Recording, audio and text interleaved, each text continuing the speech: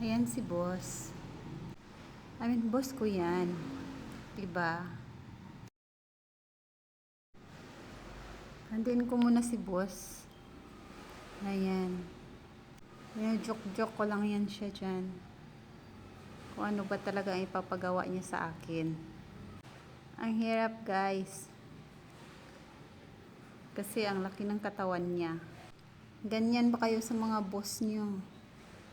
Tingnan nyo naman ang boss ko. So, hanap na tayo ng panghagod ni boss, guys. Para naman masatisfied siya. Ganito ba kayo sa mga boss niyo? So, umpisahan na natin. Tamang diin-diin na muna tayo dito, guys. Tamang kulitan. Ayan kasi, kinukulit ko siya. Nakurot tuloy ako.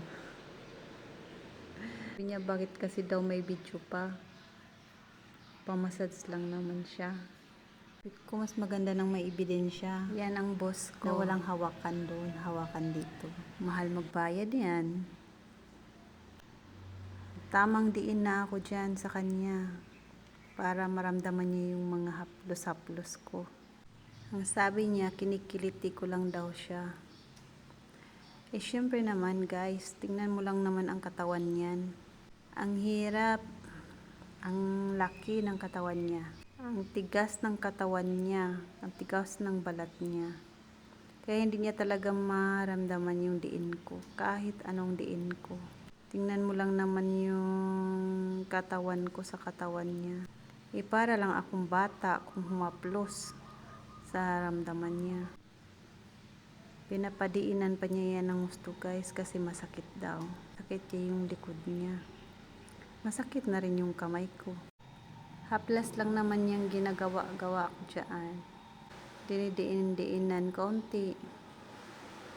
Kasi kahit diin na yung ginagawa ko, konti pa rin sa kanya, hindi niya nararamdaman. Mahirap pagiging massage girl, ha?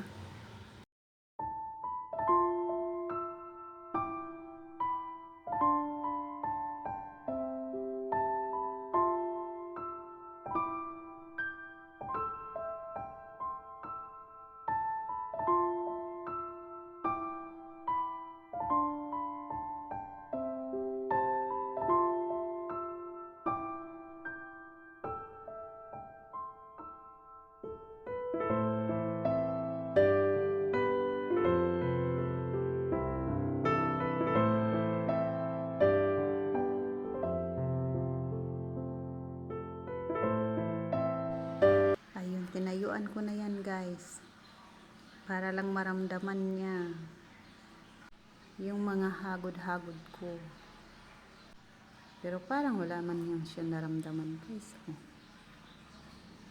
Sabi niya wala pa rin daw siyang naramdaman. Diniinan ko na yan ng gusto, pinatungan ko pa, voice over na lang nga, ang ingay pa ng tricycle. Ay salamat, natapos na din. Ang hirap-hirap kaya. Ang sakit pala sa kamay pag laging ganito. Ganito ba kayo guys sa mga boss niyo? Kung hindi kayo ganito sa boss niyo, maghiwalay na kayo. Boss niyo pala, umalis ka na sa trabaho mo pag hindi kayo ganito sa boss niyo. So ayan, thank you for watching guys.